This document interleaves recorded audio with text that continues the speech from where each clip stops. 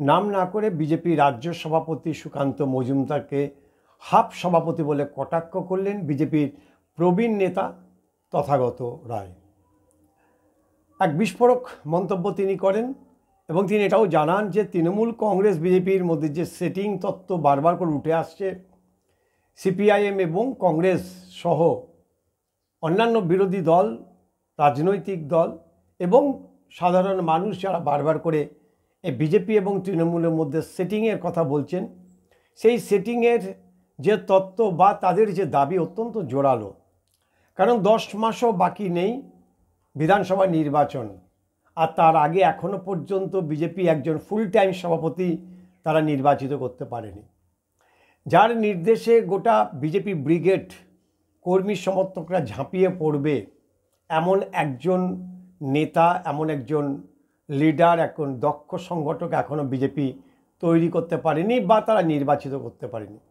স্বাভাবিকভাবেই প্রশ্ন আসা উচিত সাধারণ মানুষের মধ্যে যে আদৌ এই বিজেপির কোনো ইচ্ছা আছে এই বাংলা তৃণমূলকে হারানোর, নাকি তারা ওপরে যে ছায়াযুদ্ধ, যে শ্যাডো ফাইট বারবার করে আমরা বলি, সেই শ্যাডো ফাইটের অন্তরালে আসলে তারা বিরোধী দল হিসাবে থেকেই তারা শান্তিতে থাকতে চায় বা বিরোধী দল হিসাবেই থাকতে চায় এই রাজ্যে।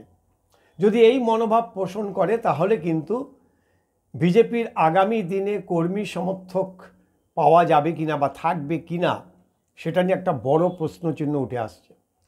কারণ বিজেপির কেন্দ্রীয় নেতৃত্ব যেভাবে এখনো পর্যন্ত এই গয়ঙ্গচ্ছ ভাবে সংগঠন চালাচ্ছে বা সংগঠনের কাজকর্ম করছে, তাতে একটা কথাই ফুটে উঠছে যে তৃণমূলের প্রতিদ্বন্দ্বী আর যাই হোক বিজেপি নয়। সাধারণ মানুষ যদি মনে করে যে বিজেপি তৃণমূল কংগ্রেসকে হারাতে চায় না বা তারা বিরোধিতা করতে চায় না, আসলে তারা শুধুমাত্র বিরোধী থাকতে চায়, তাহলে বিজেপির ভোট যে কোনো মুহূর্তে ঘুরে গিয়ে সিপিএম বা কংগ্রেসের দিকে ঘুরে যেতে পারে।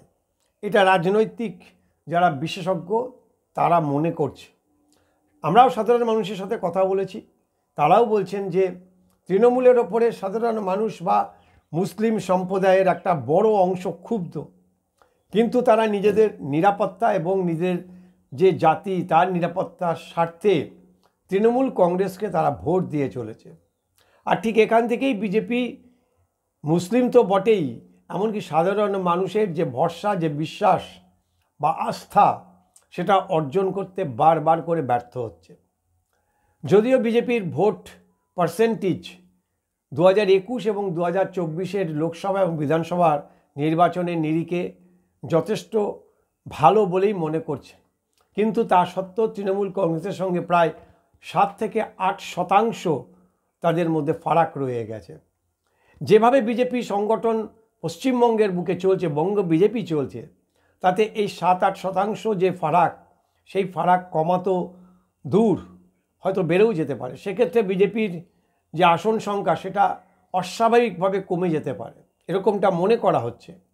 কারণ সাধারণ মানুষের কথা বাদ দিন, বিরোধী দলের কথা বাদ দিন, যখন বিজেপির একজন প্রবীণ নেতা, যিনি একটা সময় বিজেপির সর্বোচ্চ শীর্ষে ছিলেন, বঙ্গ বিজেপির ত্রিপুরার মতো একটি রাজ্যে তিনি রাজ্যপাল হিসেবে ছিলেন, তিনি যখন এই ধরনের মন্তব্য করেন তাকে গুরুত্ব দিতেই হয়। আমি একটু অন্যদিকে যাচ্ছি যে বিজেপির বেশ কয়েকজন প্রার্থী যারা ব্যক্তিগতভাবে আমার সঙ্গে তাদের যোগাযোগ ভালো, তারাও বলছেন যে যদি মনে হয় যে বিজেপি এইভাবে লড়াই করবে ছায়াযুদ্ধ করে, তাহলে শুধু বিজেপির তৃণমূলের বিরুদ্ধে গিয়ে প্রার্থী হবার কোনো অর্থ নেই। কারণ তারা হারবে, হার সুনিশ্চিত হবে, একই সঙ্গে হেরে যাওয়ার পর শাসক দলের রোষানলে পড়তে পারে। কারণ পশ্চিমবঙ্গে বিরোধী দল মানেই হচ্ছে শত্রুপক্ষ, আর শত্রুকে নানাভাবে হেনস্থা বা তার বদলা বা প্রতিশোধ নেবার জন্য শাসক দল চিরকালই দাঁত নখ বের করে থাকে। সেটা সিপিআইএম আমলে যেমন ছিল, তৃণমূল কংগ্রেসে একই চিত্র রয়েছে, বরং আরও সেটা বৃদ্ধি পেয়েছে, তার কারণ ধর্মীয় বিভাজন। ফলে সবটা মিলিয়ে এই মুহূর্তে পশ্চিমবঙ্গের পালাবদল আদৌ হবে কিনা বা পালাবদল হলে কিভাবে পালাবদল হবে তা নিয়ে যথেষ্ট দ্বন্দ্বে রয়েছে পশ্চিমবঙ্গের মানুষ। একথা তো অস্বীকার করার কোনো জায়গা নেই যে পশ্চিমবঙ্গে তৃণমূল কংগ্রেস যেভাবে দুর্নীতির সঙ্গে জড়িয়ে পড়েছে, যেভাবে প্রত্যেকটি ক্ষেত্রে ঘুষ এবং এই অরাজকতা তৈরি হয়েছে, তাতে সাধারণ মানুষ ক্ষুব্ধ। কিন্তু বিকল্পতা কোথায়?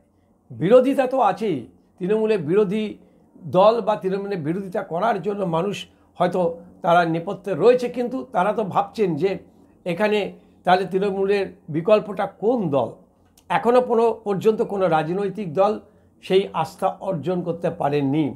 আর সেই ফাঁকগুলি বারবার করে একবার, দুবার, তিনবার তৃণমূল কংগ্রেস কিন্তু ক্ষমতায় এসছে। চতুর্থবারের জন্য ক্ষমতায় আসবে কিনা সেটা আরও বেশ কিছুদিন না গেলে বোঝা যাবে না, কিন্তু যে গতি প্রকৃতি বা যে হাল হকিকত দেখা যাচ্ছে বিরোধী দলগুলির প্রস্তুতি, ভোটের প্রস্তুতি, সেটা কিন্তু যথেষ্ট হতাশাজনক। আর এভাবে চললে তৃণমূল কংগ্রেস সর্বকালীন রেকর্ড হয়তো করে ফেলতে পারে এই 2026 বিধানসভা নির্বাচনে। সেক্ষেত্রে সাধারণ মানুষকে দোষ দিয়ে কোনো লাভ নেই, কারণ সাধারণ মানুষের আস্থা অর্জন করতে ব্যর্থ হয়েছে বিরোধী দল, এটাই প্রমাণিত হবে। 10 মাস আগে পশ্চিমবঙ্গে রাজনৈতিক যে চালচিত্র, বিরোধী দলের যে অবস্থা, তার নিরিখে বলা যেতে পারে 2026-এর বিধানসভার নির্বাচনে আদৌ তৃণমূলের বিরুদ্ধে কোনো প্রতিদ্বন্দ্বিতা হবে কি না যথেষ্ট সন্দেহ থাকছে।